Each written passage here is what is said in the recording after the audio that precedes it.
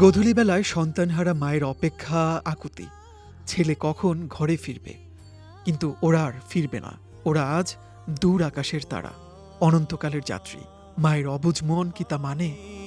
কোথায় আছি তা জানি। শহীদ আবু সাঈদ, মুগ্ধ, ফাইয়াজরা কখনোই আর ফিরবে না। যাদের রক্তে স্বৈরাচার মুক্ত বাংলা, সেই মাটিতে আর পড়বে না ওদের পদচিহ্ন। তবুও গানে গানে জুলাই শহীদদের ফিরে পাওয়ার ব্যাকুলতা। জানি না ওগো মা, ২৪ জুলাই অভ্যুত্থানের উত্তাল দিনের গান। ন্যায়ের পক্ষে কথা বললেই যখন সরকার টুটি চেপে ধরত, ঠিক তখন জাগরণের এমন বহু গান রেকর্ড হতো রাজধানীর গোপন এক স্টুডিওতে। এক সন্ধ্যায় সেখানেই আড্ডা।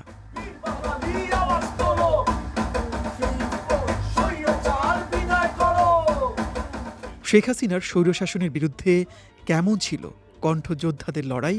ছয়তলা ভবনের এক কোণে ছোট্ট একটা স্টুডিও।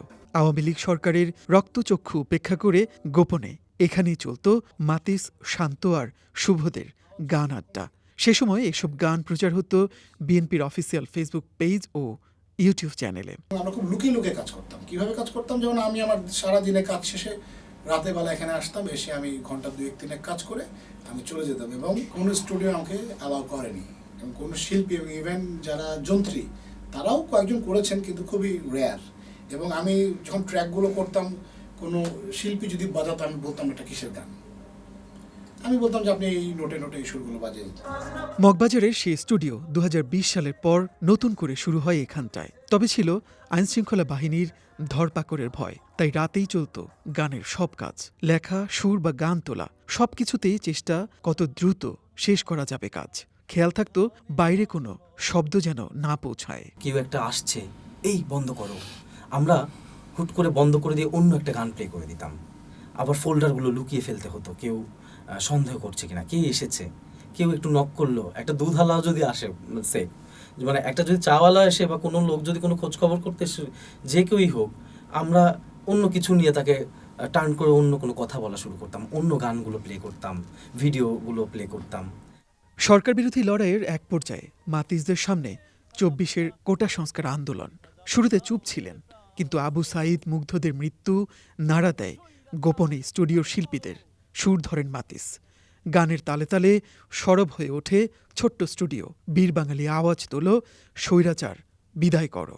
এবং যেদিন আবু সাঈদকে মেরে ফেলে, সেদিনই আমার মাথায় একটা ঝড় বয়ে যায়। তারপরে ওয়াসিম আকরাম, আমি ছেলেকে চিনতাম, এই ছেলেটা আসতো ঢাকায়, আমি দল করতাম, এই ছেলেটাকে চিনতাম। আমি যখন শুনলাম যে ওয়াসিম আকরাম মারা গিয়েছে, হ্যাঁ, তখন আমি অত্যন্ত কষ্ট পাই। এবং আমি তখনই চিন্তা করি যে কিছু একটা করা দরকার। কিন্তু তখন নেট খুব স্লো ছিল। আমি করে পাঠাবো একটা ভিডিওটা কে করবে, তাও আমি একটা রিস্ক নিলাম। আমি শান্তকে ফোন করে বললাম যে আমি আসবো। এত প্রাণ, এত তাজা প্রাণ যে হারিয়েছে, তো তাদের যে কষ্টটা, এইটাই আসলে প্রকাশ করার জন্য এই গানটার ওই ফিলিংসটা, ওই অনুভূতিটাকে যতটুকু ধারণ করার চেষ্টা করেছি, ওই অনুযায়ী আসলে গান গাওয়া। একটা শিল্পী তো গান গায় আসলে সবার জন্য, শিল্পী তো আসলে সবার। গান তোলা শেষ, এলো নতুন চ্যালেঞ্জ। সে সময় বন্ধ ইন্টারনেট, কিভাবে আসবে সামাজিক যোগাযোগ মাধ্যমে? থমথমে সেই দিনগুলোতে বাইরেও পুলিশি বাধা আর গ্রেফতার আতঙ্ক। তবে জাগরণের গান ঠিকই পৌঁছেছে সময় মতো। উত্তাল আন্দোলনে যোগ হয়েছে নতুন শক্তি।